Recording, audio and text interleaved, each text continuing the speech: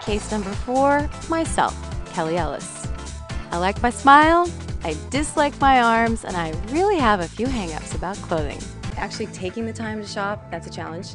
Number 2, I don't really like things that are too showy. I'm concerned about lengths. I'm short. I don't like this, that color. Help me.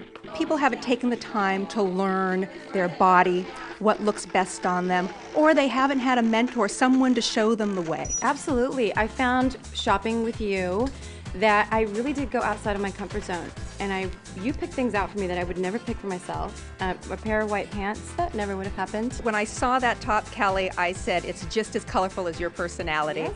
And so I it. know that you like to cover your arms when you're on air, and it flatters your figure.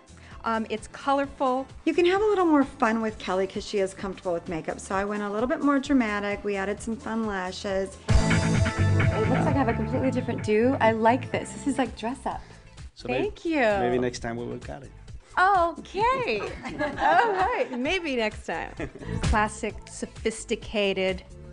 You look fabulous, and it's classic and sophisticated without looking old. Very up to date.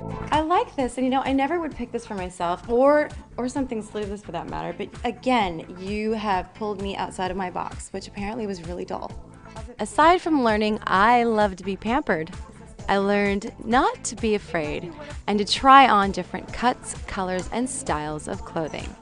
I will forget those silly hang-ups and just try it on. I also learned some new hair and makeup tricks. So the lesson is to shop, try things on that you wouldn't typically wear, and just give it a try. I love it. Thank you so much. You're for welcome. pulling me out of my norm. You look great.